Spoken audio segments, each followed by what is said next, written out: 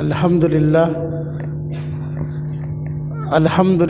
نحمده ونستعينه ونستغفره ونؤمن به ونتوكل عليه ونعوذ بالله من شرور أنفسنا ومن سيئات أعمالنا من يهده الله فلا مضل له ومن يضلله فلا هادي له ونشهد أن لا إله إلا الله وحده لا شريك له ونشهد أن سيدنا وسندنا ونبينا ومولانا محمدا عبده ورسوله أما بعد فأعوذ بالله من الشيطان الرجيم بسم الله الرحمن الرحيم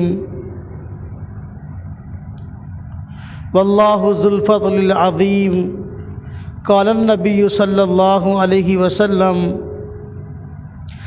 ينزل الله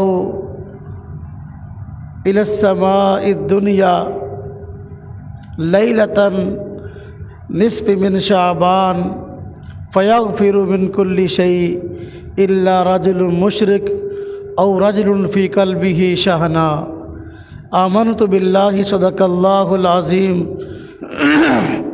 وصدق رسوله النبي الكريم ونحن على ذلك من الشاهدين والشاكرين والحمد لله رب العالمين اللهم صل على محمد وعلى آل محمد كما صليت على إبراهيم وعلى آل إبراهيم إنك حميد مجيد اللهم بارك على محمد وعلى آل محمد كما باركت على إبراهيم وعلى آل إبراهيم إنك حميد مجيد واجب الاحترام بھائیوں اور دوستو، اللہ رب العزت نے اپنے نہایت کرم اور فضل سے بندوں کے لیے مغفرت کے اسباب پیدا کیے ہیں۔ مغفرت کے ان اسباب میں ایک سبب شعبان کے مہینہ میں 15ویں تاریخ کو بھی پیدا فرمایا ہے۔ شعبان کی 15ویں تاریخ، اس کی شب اور رات بھی بابرکت ہے اور دن بھی بابرکت ہے۔ اللہ رب العزت نے اس رات میں بندوں کے لیے اپنے اعمال کی بہتری کے اسباب پیدا کیے ہیں۔ اس رات کو شب برات کہا جاتا ہے۔ شب کا معنی ہوتا ہے رات، اور برات کا معنی ہے آزادی اور نجات۔ تو شب برات کا معنی ہوا نجات پانے کی رات۔ اللہ رب العزت نے چونکہ اس رات میں بندوں کی نجات کے لیے سامان فراہم کیا اور اللہ پاک بندوں کے نجات کے فیصلے فرماتے ہیں، اس لیے اس رات کو شب برات کہا جاتا ہے۔ احادیث طیبہ میں حضور نبی پاک صلی اللہ علیہ وسلم نے اس رات کی خصوصیات کو بیان فرمایا ہے۔ شب برات کی جو فضیلت ہے حضور نبی پاک صلی اللہ علیہ وسلم نے بیان فرمائی، وہ یہ کہ ایک حدیث میں حضور نبی پاک صلی اللہ علیہ وسلم نے ارشاد فرمایا کہ اللہ رب العزت اس رات کو ایک پکارنے والے اور ندا دینے والے کو مقرر کرتے ہیں جو اللہ رب العزت کی طرف سے ندا دیتا ہے اور آواز دیتا ہے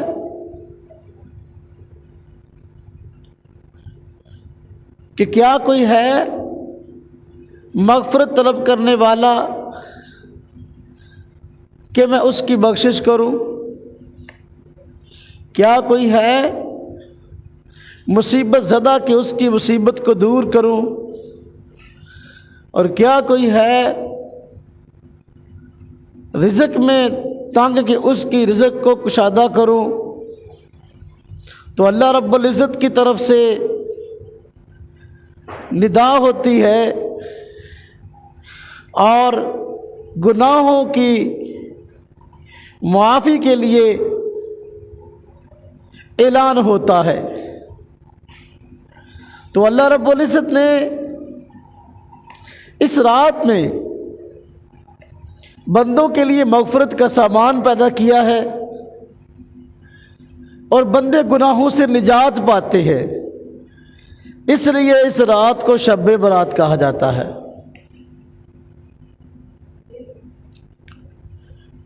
ایک حدیث مبارک میں حضور نبی پاک صلی اللہ علیہ وسلم نے ارشاد فرمایا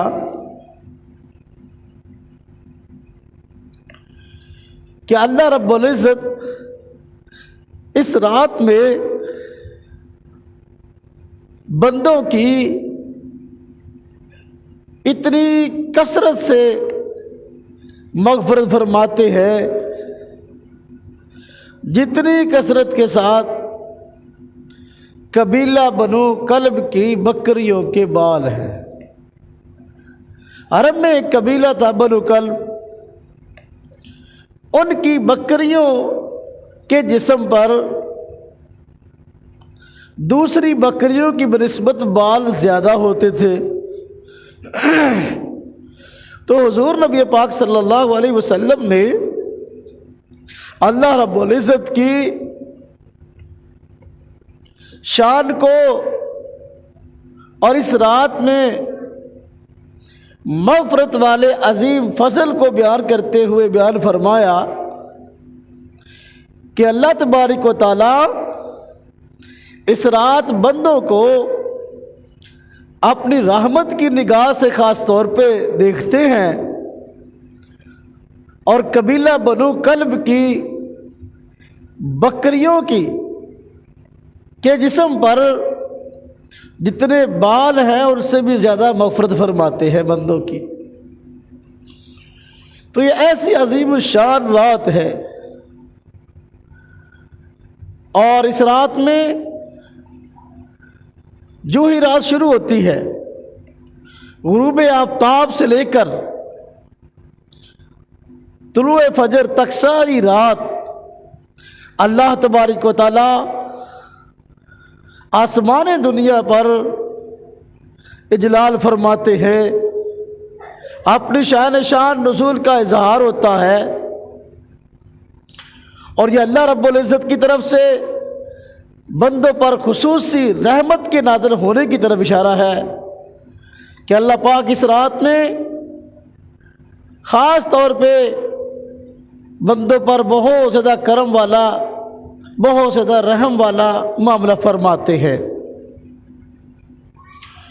تو شب برات کی یہ فضیلت ہوئی کہ اللہ رب العزت اس رات میں بے شمار لوگوں کی مغفرت فرماتے ہیں، ان کو گناہوں سے نجات عطا فرماتے ہیں، اس لیے اس رات کو شب برات کہا جاتا ہے۔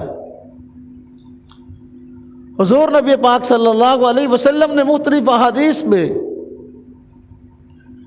اللہ رب العزت کے اس فضل کا تذکرہ فرمایا ہے۔ وگرنہ اللہ پاک کا عدل تو یہ ہے کہ بندہ جو گناہ کرے اس کو اس گناہ کی سزا ملنی چاہیے، لیکن اللہ رب العزت کا فضل یہ ہے کہ اس نے نہایت کرم سے بندوں کے لیے مغفرت کے اسباب پیدا کر دیے ہیں، اور مغفرت کے اسباب میں سے ایک سبب شب برات کا ہر سال آ جانا ہے۔ تو اللہ رب العزت اس رات میں بندوں کی مغفرت فرما دیتے ہیں، بخشش فرما دیتے ہیں۔ ہاں، حضور نبی پاک صلی اللہ علیہ وسلم نے چند ایک افراد کی نشاندہی کی ہے کہ رات تو یہ رحمت والی ہے اور اللہ پاک اس رات میں بندوں کی مغفرت فرماتے ہیں، لیکن چند ایک افراد ایسے ہیں کہ اس رحمت والی رات میں ان کی مغفرت نہیں ہوتی۔ ان میں ایک فرمایا گیا مشرک، اللہ پاک بندوں کی مغفرت فرماتے ہیں لیکن شرک کرنے والے کی مغفرت نہیں کی جاتی۔ شرک کرنے والا وہ آدمی جو کہ اللہ رب العزت کے مد مقابل کسی شخصیت کو کھڑا کرتا ہے، اور جو مقام اور مرتبہ ذات باری تعالیٰ کا ہے وہ مقام اور مرتبہ غیر اللہ کو دیتا ہے۔ اللہ پاک کی ذات میں شریک کیا کسی کو یا صفات میں شریک کیا تو یہ شرک ہے۔ اللہ رب العزت اپنا مد مقابل برداشت نہیں کرتے۔ دنیا میں کوئی بھی آدمی اپنے مد مقابل کو برداشت نہیں کرتا، رب تعالیٰ کی ذات اپنے مد مقابل کو کیسے برداشت کرے گی؟ اس لیے اللہ رب العزت نے قرآن کریم میں فرمایا ہے ان اللہ لا یغفر ان یشرک بہ ویغفر ما دون ذلک لمن یشاء، کہ اللہ رب العزت شرک کو معاف نہیں کرتے، ہاں اس کے علاوہ جس گناہ کو چاہیں معاف فرما دیتے ہیں، یہ اللہ کا فضل ہے۔ تو مشرک کی مغفرت نہیں ہوتی۔ نمبر 2 فرمایا کہ کینہ پرور، وہ شخص جس کے دل میں دوسروں کے متعلق کینہ ہے، بغض ہے، فرمایا شب برات جیسی عظیم اور رحمت والی رات میں کینہ پرور کی مغفرت نہیں ہوتی۔ حسد اور کینہ یہ ایسی بیماری ہے جو انسان کی نیکیوں کو کھا جاتی ہے اور انسانیت کی روحانیت کو گھن لگا دیتی ہے اور دنیا اور آخرت اس کی تباہ کر دیتی ہے۔ کسی مسلمان سے کینہ رکھنا، دشمنی رکھنا، بغض رکھنا، یہ اتنا بڑا گناہ ہے کہ اس رحمت والی رات میں کینہ پرور کی مغفرت نہیں ہوتی، باقی کتنے لوگوں کی اللہ پاک مغفرت فرما دیتے ہیں۔ ایک حدیث مبارکہ میں حضور نبی پاک صلی اللہ علیہ وسلم نے ارشاد فرمایا کہ کینہ جو ہے انسان کی نیکیوں کو اس طرح کھا جاتا ہے جس طرح کہ آگ لکڑی کھا جاتی ہے۔ تو کینہ پرور کی، دل میں بغض رکھنے والا، دوسرے مسلمانوں کے متعلق حسد رکھنے والا، ان لوگوں کی مغفرت نہیں ہوتی۔ نمبر 3 جن لوگوں کا حضور نبی پاک صلی اللہ علیہ وسلم نے تذکرہ فرمایا کہ ان کی مغفرت نہیں ہوتی،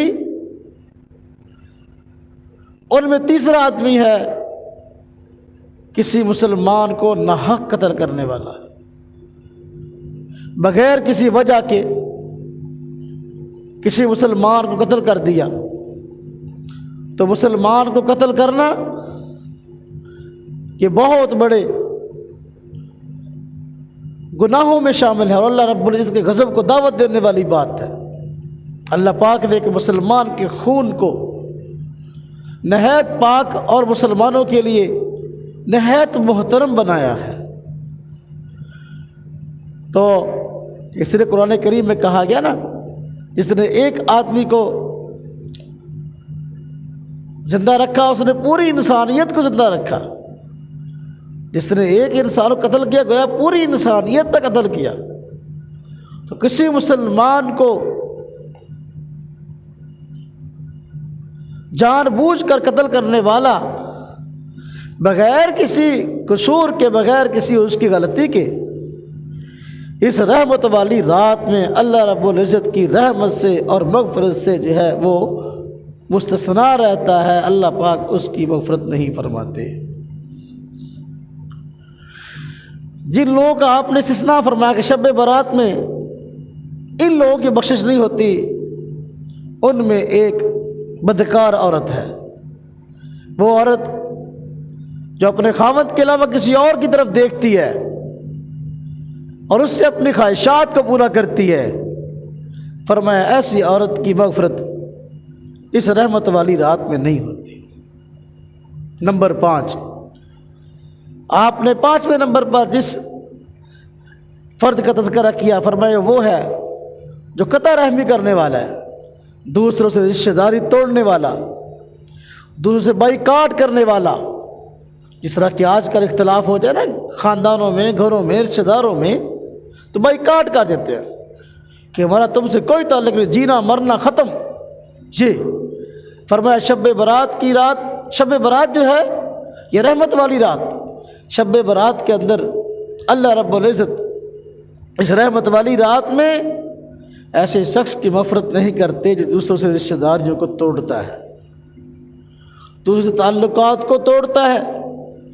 حضور نبی پاک صلی اللہ علیہ وسلم نے ارشاد فرمایا تم سے جو آدمی رشتہ داری کو توڑے تم اس سے رشتہ داری کو جوڑو۔ تو رشتہ داری کو توڑنا، ناتوں کو توڑنا یہ بہت بڑا گناہ ہے۔ مغفرت والی اس رات میں بھی اللہ رب العزت ایسے شخص کی مغفرت نہیں فرماتے جو دوسروں سے رشتہ داریوں کو توڑتا ہے۔ نمبر 5، جن لوگوں کی مغفرت نہیں ہوتی اس عظیم رات میں، اس رحمت والی رات میں، ان میں ایک شخص وہ ہے جو اپنی شلوار کو ٹخنے سے نیچے رکھتا ہے۔ مردوں کے لیے حکم ہے کہ وہ ہر حال میں اپنی شلوار کو ٹخنوں سے اوپر رکھے، اپنے ٹخنوں کو ننگا رکھے، اپنے ٹخنوں کو نہ ڈھانپے۔ خواتین کے لیے حکم ہے کہ اپنے ٹخنوں کو ڈھانپے، اور مردوں کے لیے حکم ہے کہ اپنے ٹخنوں کو ننگا کریں۔ جو مسلمان یہ گناہ کرتا ہے کہ اپنی شلوار ٹخنوں سے نیچے کرتا ہے اور ٹخنوں کو ڈھانپ کے رکھتا ہے، یہ بھی اللہ رب العزت کو پسند نہیں ہے۔ اس رحمت والی رات میں اللہ پاک ٹخنوں کو چھپانے والے، ننگا نہ کرنے والے کی مغفرت نہیں فرماتے۔ اور نمبر 7، جن لوگوں کی شب برات میں مغفرت نہیں ہوتی ان میں 7ویں نمبر پر حضور نبی پاک صلی اللہ علیہ وسلم نے احادیث طیبہ میں جو نشاندہی کی جن افراد کی، ہمیں والدین کا نافرمان۔ جو شخص والدین کا نافرمان ہے، اپنے والدین کو تکلیف دیتا ہے، اپنے والدین کو ایذا دیتا ہے، اپنے والدین کی تکلیف کا سبب بنتا ہے، تو فرمایا ایسے شخص کی اس رحمت والی رات میں مغفرت نہیں ہوتی۔ اور نمبر 8، اس رحمت والی رات میں جو لوگ اللہ کی رحمت سے محروم رہتے ہیں اور ان کی مغفرت نہیں ہوتی، ان میں 8ویں نمبر پر آپ نے فرمایا شراب کا عادی، شرابی آدمی، شراب پینے والا آدمی اللہ رب العزت کی رحمت سے دور رہتا ہے اور شب برات کے اندر اس کی مغفرت نہیں ہوتی۔ اللہ رب العزت کی ذات اس کو نظر رحمت سے نہیں دیکھتی۔ شراب پینے سے انسان کی عقل کام کرنا چھوڑ دیتی ہے۔ یہ عقل اتنی عظیم نعمت ہے جو اللہ رب العزت نے مسلمان کو عطا کی ہے، اور اس کے ذریعے انسان اپنی زندگی کے فیصلے کرتا ہے۔ عقل کا ہونا ایک بہت بڑی نعمت ہے، تو اتنی عظیم نعمت جس کے ذریعے سے انسان اپنے 24 گھنٹے کے معاملات کو چلاتا ہے اپنی بصیرت کے مطابق، شراب پینے سے اس بصیرت کو ضائع کیا جاتا ہے، اس نعمت کو ضائع کرنے کی کوشش کی جاتی ہے، عقل والی نعمت کو۔ اللہ رب العزت کو یہ گناہ بالکل جو ہے وہ عظیم معلوم ہوتا ہے، اور اللہ پاک جو ہے ایسے شخص کی مغفرت اس رات میں نہیں کرتے۔ شراب کا عادی، تو یہ 8 قسم کے افراد ایسے ہوئے جن کا احادیث طیبہ میں تذکرہ ہے کہ اس رحمت والی رات یعنی شب برات میں ان لوگوں کی مغفرت نہیں ہوتی۔ نمبر 1 مشرک، اور نمبر 2 کینہ پرور، نمبر 3 فرمایا کہ تیسرا وہ آدمی جو کہ اپنا کسی کو ناحق قتل کرتا ہے، اور نمبر 4 بدکار عورت، نمبر 5 رشتے ناتوں کو توڑنے والا، بائیکاٹ کرنے والا۔ ہاں جی، اور نمبر 5 ہاں جی، فرمایا گیا کہ غالباً مشرک رہ گیا، مشرک. اور نمبر 6 آپ نے ارشاد فرمایا شلوار کو ٹخوں سے نیچے جو ہے وہ لٹکانے والا. اور نمبر 7 آپ نے فرمایا کہ وہ آدمی جو والدین کا نافرمان ہے. اور نمبر 8 شراب کا عادی آدمی. بدکار عورت کا تذکرہ رہ گیا. یہ 8 قسم کے افراد ہیں جن کے متعلق فرمایا کہ رحمت والی رات ہے. اللہ رب العزت اس رات بہت لوگوں کی مغفرت فرماتے ہیں، لیکن ان لوگوں کی مغفرت نہیں کی جاتی. تو شب برات میں کیا ہوتا ہے؟ ایک تو اللہ رب العزت کی ذات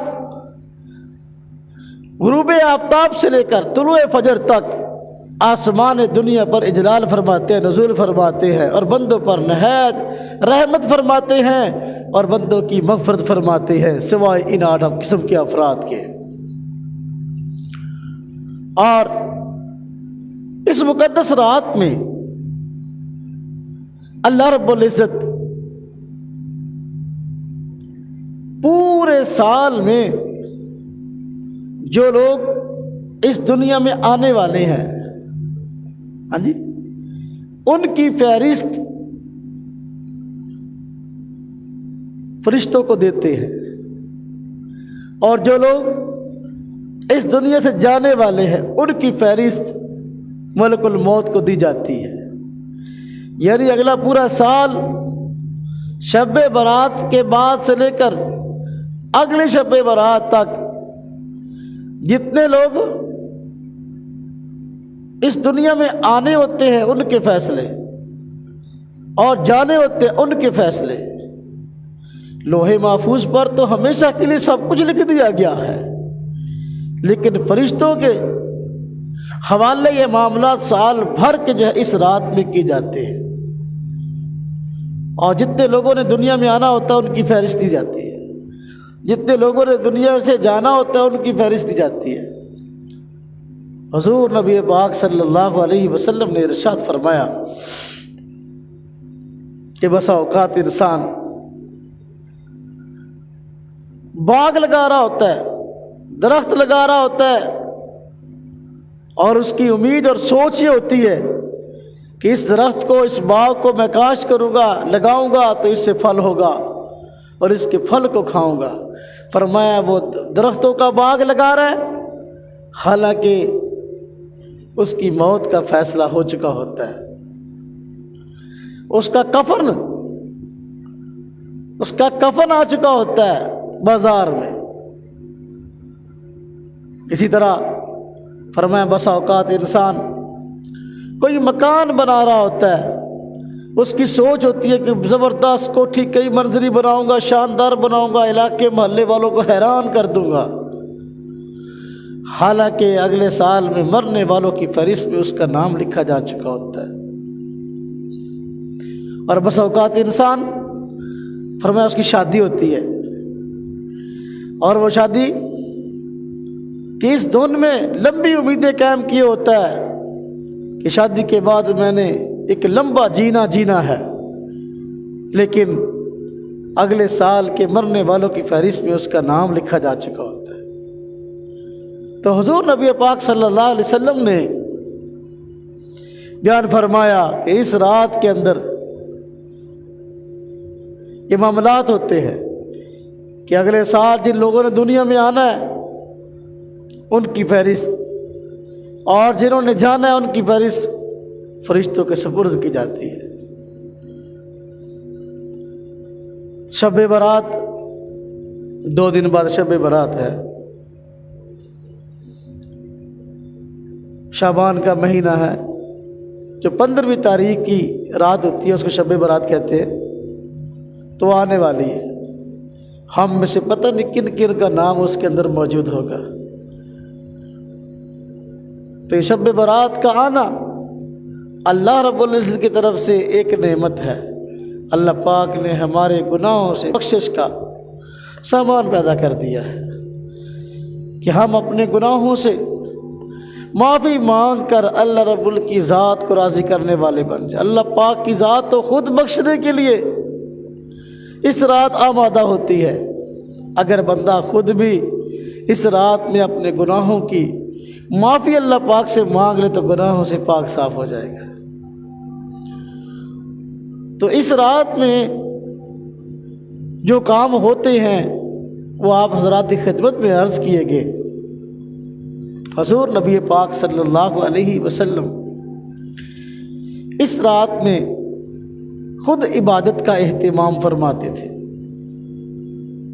حضرت سیدہ عائشہ رضی اللہ تعالی عنہا سے روایت ہے کہ آپ فرماتی ہیں میں نے دیکھا ایک رات حضور نبی پاک صلی اللہ علیہ وسلم بستر پر موجود نہ تھے،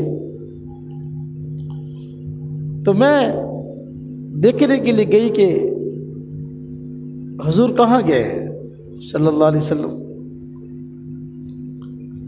تو میں نے دیکھا جنت البقیع گئے اور وہاں بقیع والوں کے لیے دعائے مغفرت فرما رہے ہیں۔ ایک روایت میں آتا ہے کہ میں دیکھ کر جو ہے جلدی واپس آئی اور میں نے اپنے اوپر افسوس کیا کہ میں سمجھی شاید حضور نبی پاک صلی اللہ علیہ وسلم ازواج مطہرات میں سے کسی اور کے گھر گئے ہوں گے، جبکہ حضور نبی پاک صلی اللہ علیہ وسلم بقیع میں گئے اور وہاں مدفون مسلمانوں کے لیے دعائے مغفرت فرما رہے تھے۔ فرماتی ہے میں کہ دنیا داری کے معاملے میں تھی، حضور نبی پاک صلی اللہ علیہ وسلم آخرت کے معاملے میں سوچ رہے تھے۔ فرماتی بھاگی ہوئی آئی، میرا سانس پھول رہا تھا، جب آدمی بھاگتا ہے نا تو سانس چڑھ جاتا ہے نا، سانس پھول رہا تھا۔ میں آ کے لیٹ گئی تو حضور نبی پاک صلی اللہ علیہ وسلم تشریف لائے۔ یہ دو طرح کی مختلف طرح کی روایات ہیں، میں ان کا مفہوم عرض کر رہا ہوں۔ تو دیکھا عائشہ رضی اللہ تعالیٰ عنہ سانس لے رہی ہیں، جس طرح آدمی تھکا ہوا بھاگا ہوا آدمی آتا ہے تو اس طرح۔ فرمایا کیا بات ہے؟ تو انہوں نے ساری بات سنا دی کہ میں تو یہ سمجھ رہی تھی آپ ازواج مطہرات میں سے کسی کے گھر میں گئے ہیں۔ تو آپ نے فرمایا جانتی ہو یہ کون سی رات ہے؟ حضرت عائشہ رضی اللہ تعالیٰ عنہ اس حدیث کی راویہ ہیں۔ تو فرماتی میں نے عرض کی یا رسول اللہ اس کے رسول سے جانتے ہیں۔ فرمایا یہ شعبان کی 15ویں رات ہے۔ اللہ رب العزت اس رات بندوں کو نہایت رحمت کی نگاہ سے دیکھتے ہیں اور آسمان دنیا پر جلال فرماتے ہیں اور بندوں کی مغفرت فرماتے ہیں۔ تو قبیلہ بنو کلب کی بکریوں کے جسم پر جتنے بال ہیں، ہاں جی، ان سے زیادہ بندوں کی مغفرت فرمانے کا تذکرہ کیا۔ حضور نبی پاک صلی اللہ علیہ وسلم کی روایت میں آتا ہے، آپ نے حضرت عائشہ رضی اللہ تعالیٰ عنہ سے فرمایا کہ مجھے اجازت دو، میں نماز پڑھنا چاہتا ہوں۔ آپ صلی اللہ علیہ وسلم نے نماز پڑھی۔ حضرت عائشہ رضی اللہ تعالیٰ فرماتی ہیں کہ نماز شروع کی، نماز میں اتنا سجدہ لمبا کیا کہ میں حیران ہو گئی، پریشان ہو گئی۔ اتنا لمبا سجدہ آپ نے کیا کہ مجھے خوف ہوا کہیں آپ کی وفات تو نہیں ہو گئی۔ تو میں نے آپ کے پاؤں کو ہاتھ لگایا، تلووں کو ہاتھ لگایا، چھوا، تو مجھے حرکت محسوس، جس طرح کی زندہ آدمی کی نسیں رگیں حرکت کر رہی ہوتی ہے، تو مجھے حرکت محسوس ہوئی۔ خیر، تو حضور نبی پاک صلی اللہ علیہ وسلم نے سجدے میں خاص دعا بھی مانگی۔ اس طرح کی روایت میں آتا ہے آپ نے وہ دعا ذکر کی، فرمایا عائشہ اس کو پڑھا کرو، حضرت جبریل امین آئے تھے اور مجھے یہ دعا بتلا کے گئے ہیں کہ سجدوں میں اس کو پڑھا کرو۔ تو آپ صلی اللہ علیہ وسلم نے شب برات میں نماز ادا کی، جنت البقیع میں گئے، مسلمانوں کے لیے دعائیں مغفرت کی ہے۔ ہاں جی، تو حضور نبی پاک صلی اللہ علیہ وسلم کا یہ عمل ہے۔ اور ایک دوسری روایت میں حضور نبی پاک صلی اللہ علیہ وسلم نے حکم دیا ہے، آپ نے فرمایا کہ تم لوگ رات کو شب برات میں، فرمایا شب برات میں تم لوگ نماز پڑھا کرو، اور اس کے دن میں روزہ رکھا کرو۔ آگے اس کی وجہ یہی بیان فرمائی ہے کہ اللہ رب العزت کی ذات بندوں کی اس رات مغفرت فرماتی ہے۔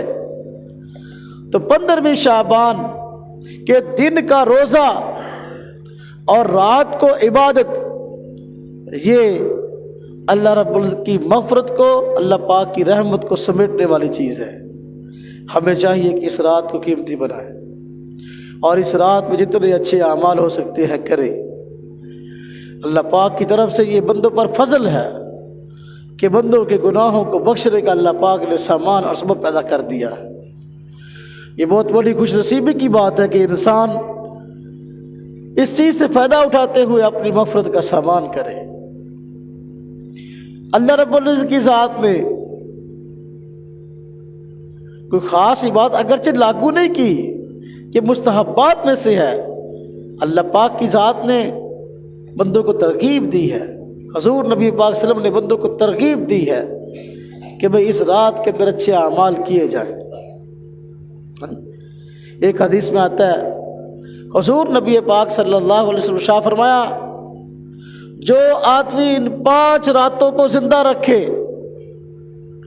اللہ رب العزت کی طرف سے اس کی مغفرت واجب ہو جاتی ہے۔ 5 راتوں کو زندہ رکھنے کا مطلب ان 5 راتوں میں جاگ کر اللہ کی عبادت کرنا۔ وہ ایک تو 8 ذی الحجہ کی رات، 9 ذی الحجہ کی رات، یعنی بڑی عید سے پہلے جو 2 دن ہیں، 8 ذی الحجہ کی رات، 9 ذی الحجہ کی رات، اور عید الاضحیٰ کی رات یعنی بڑی عید سے 1 دن پہلے، اور عید الفطر کی رات جسے وہ چاند رات کہتے ہیں، جو ساری رات گناہوں میں گزر جاتی ہے۔ صبح کو اگر چھوٹی عید ہے، عید الفطر ہے، تو وہ جو رات ہے جس رات اعلان ہوتا ہے بھی عید کا چاند نظر آ گیا ہے، تو لہذا اب روزے ختم، تو وہ جو چاند رات ہے اللہ کے ہاں اس کا بڑا مقام ہے۔ اور 5ویں رات یہی شب برات والی، یہ شب برات جسے کہا جاتا ہے، شب کا معنی بھی رات ہے، سمجھانے کے لیے میں کہتا ہوں رات، میرا شب کا معنی خود رات ہے۔ تو یہ 5 راتیں آپ نے فرمایا جو آدمی ان 5 راتوں کو زندہ رکھے، ہاں جی، اس کے لیے مغفرت واجب ہو جاتی ہے، جنت واجب ہو جاتی ہے اس کے لیے۔ کون کون سی؟ 8 ذی الحجہ کی رات، 9 ذی الحجہ کی رات، عید الاضحیٰ کی رات، عید الفطر کی رات، اور شب برات، یعنی یہ شعبان کی 15ویں جو رات ہے، 15ویں تاریخ کی یہ رات۔ تو ان راتوں میں نیک اعمال کرنے کا حکم ہے، اس لیے ہمیں چاہیے کہ ہم اس رات کو کسی کام میں لگائیں۔ ہمارے ہاں معاشرے میں ان راتوں کے اندر بجائے نیک اعمال ہونے کے رسومات اور بدعات کا سلسلہ شروع ہو گیا ہے۔ جب شب برات آتی ہے تو مسلمان چھریاں پٹاخے جو ہے نا لے کر جو ساری رات اپنی بھی نیند حرام رکھتے ہیں اور دوسروں کی بھی نیند حرام کر دیتے ہیں۔ ہاں جی، یہ پتہ نہیں کہاں سے نکل آیا۔ لوگ سمجھتے ہیں کہ یہ جو رات ہے یہ چھریاں اور پٹاخے چلانے کی رات ہے، پیسوں کو جلانے کی رات ہے۔ اس کا دین اسلام سے کوئی تعلق نہیں ہے۔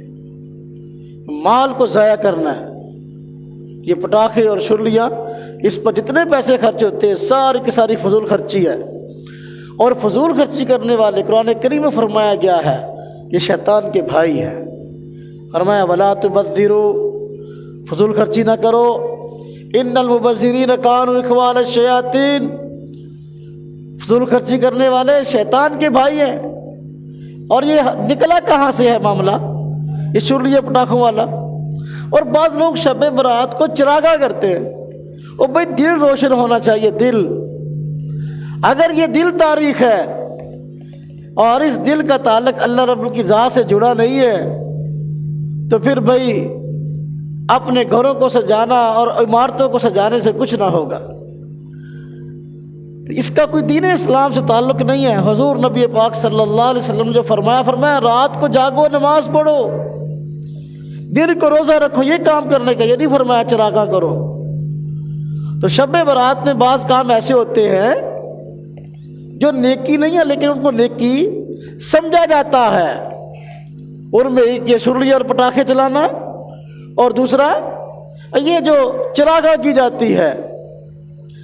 اصل میں چونکہ ہم ہندوستان کے ساتھ ہمارا معاملہ ہے، یہ سارے کا سارا ہندوستان تھا، پاکستان ہندوستان سے الگ ہوا ہے، ہمارے ساتھ ہندو رہتے تھے، اور ہندو لوگ اپنی دیوالی اور ہولی کے موقع پر جو ان کا تہوار تھا، اس موقع پر وہ یہ کام کرتے ہیں۔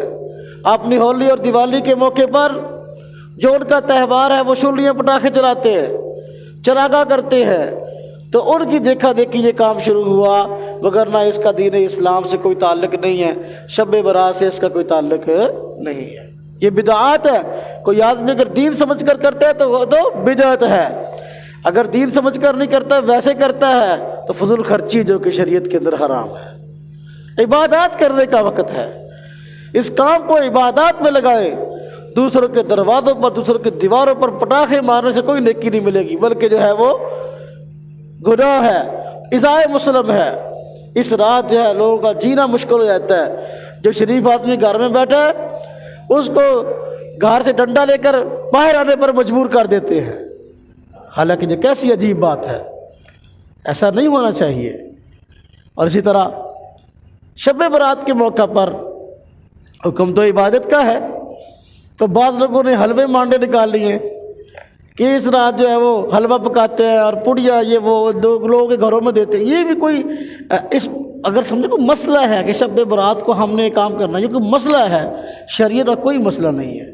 حضور نبی پاک صلی اللہ علیہ وسلم نے ایسی کوئی ترغیب نہیں دی، نہ صحابہ کرام سے ایسا کوئی مروی ہے، نہ اسلاف، نہ بزرگان دین صوفیاء کرام، کسی کی بھی یہ تعلیم نہیں ہے کہ اس رات کے اندر حلوے پکاؤ اور بانٹو۔ اور بعض لوگ ساری رات عورتیں جو ہے نا وہ رات کو پکاتی رہتی ہیں جی، پھر جو ہے بانٹتی رہتی ہے، یعنی گویا کہ کھانے اور کھلانے میں رات گزر جاتی ہے، اس کو کھانے اور کھلانے کی رات سمجھا گیا ہے، حالانکہ یہ افضل ترین رات ہے اور اس میں عبادت کا حکم ہے اور عبادت کی ترغیب ہے، گناہوں سے معافی مانگنے کی ترغیب ہے۔ گناہوں سے معافی مانگنے کی بجائے جو ہے وہ گناہوں کے کاموں پر جو ہے انسان کی صلاحیتیں خرچ ہوتی ہیں، جبکہ اس کا دین سے تعلق نہیں ہے۔ ہمارے معاشرے میں اس وقت دو طرح کے افراد ہیں جو کہ راہ اعتدال سے ہٹے ہوئے ہیں۔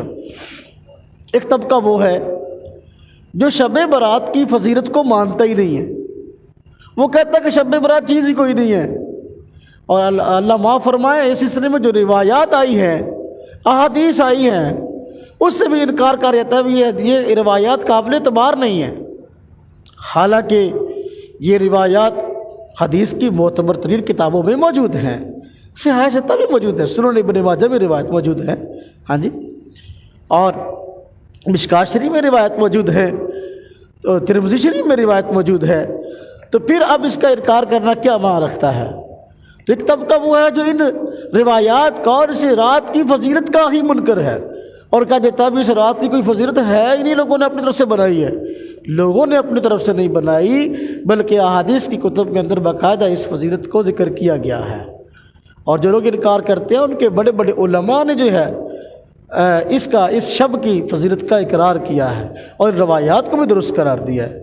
جس طرح کہ وہ اہل حدیث حضرات کہتے ہیں نا اس رات کی کوئی فضیلت نہیں ہے، جب انہی کے بڑے عالم ہیں علامہ ناصر الدین البانی، جن کے متعلق وہ خود کہتے ہیں کہ ان کو اسماء الرجال پر جو ہے بڑا عبور تھا اور احادیث کے صحت اور ذوق میں جو ہے ان کا ایک عجیب مقام تھا۔ خود انہوں نے ایک کتاب سلسلہ احادیث صحیحہ کے نام سے مرتب کی ہے، اور سلسلہ احادیث صحیحہ کے اندر جو احادیث ذکر کی ہیں ان میں یہ احادیث بھی موجود ہیں جو شب برات کی فضیلت کے متعلق آئی ہے، اور انہوں نے ان احادیث کو درست قرار دیا ہے، کمی قرار دیا ہے، اور کہا ہے کہ یہ حدیث صحیح ہے۔ تو دیکھو جب ان حضرات کا وہ شخص جو کہ ان کے یہاں اسماء الرجال کا ماہر ہے اور حدیث کا ماہر ہے، وہ کہہ رہا ہے بھی احادیث اپنی جگہ صحیح ہے، تو پھر ان احادیث کی فضیلت کا انکار کرنا کوئی معنی نہیں رکھتا۔ اسی طرح ایک اور بھی کتاب ابھی چھپی ہے جس کا نام جو ہے وہ فتاویٰ ہے، مقالات اور فتاویٰ، ان کے علامہ شمس الحق عظیم آبادی صاحب جو اہل حدیث عالم ہیں، انہوں نے بھی باقاعدہ جو ہے اپنے ان فتاویٰ کے اندر ایک مستقل جو ہے تحریر ذکر کی ہے شب برات کی فضیلت سے متعلق، اور اس کو معتبر قرار دیا ہے۔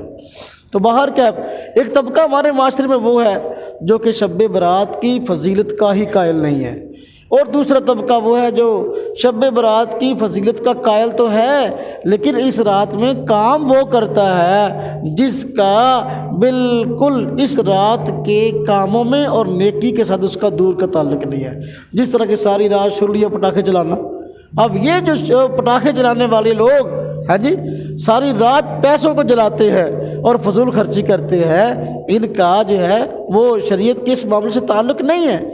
اب شب برات کی فضیلت کو ماننے کے باوجود ساری رات ان فضول چیزوں میں اور خوش گپیوں میں گزر جائے، اس رات میں عبادت نہ کی جائے یا اگلے دن کا روزہ نہ رکھا جائے تو یہ بڑی محرومی کی بات ہے۔ اس لیے ہمیں چاہیے کہ ہم راہ اعتدال پہ رکھتے ہوئے اور راہ اعتدال پر رہتے ہوئے شریعت کے احکامات کو دیکھیں اور ان کو تسلیم کریں اور ان کو مانیں۔ جس حد تک شریعت نے جو حکم دیا ہے اور جس بات کو بیان کیا اسی حد تک جو ہے ہم رہیں، نہ حد سے بڑھے اور نہ حد سے اترے، بالکل ایسا کام نہیں کرنا چاہیے۔ شب برات، شب کا معنی ہی رات ہے اور برات کا معنی آزادی کی رات۔ اللہ رب العزت اس رات جو ہے بندوں کو گناہوں سے نجات عطا کرتے ہیں، اس لیے اس رات کو شب برات کہا جاتا ہے۔ اس رات کے اندر جاگنا، بعض لوگ پوچھتے ہیں کیا کیا جائے، تو بھائی کوئی بھی نیک کام کرو آپ کر سکتے ہو۔ اس طرح کے بعض علماء نے فرمایا ہے کہ اس رات میں آپ قرآن کریم کی تلاوت کرو، قرآن کریم کی تلاوت کے ساتھ جتنے نوافل ہو سکتے ہیں وہ پڑھو، اور اسی طرح درود شریف پڑھو، جتنی تسبیحات کر سکتے ہو کرو، گناہوں سے استغفار کے لیے استغفار کی تسبیحات پڑھو، یہ سارے کام کیے سکتے ہیں۔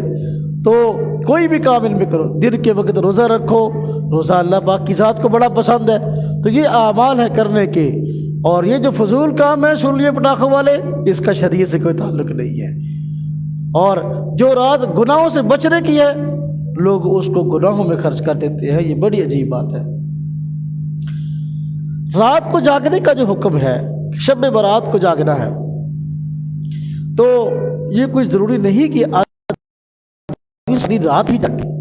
جو آدمی ساری رات جاگ سکتا ہو ساری رات جاگ لے، تو زیادہ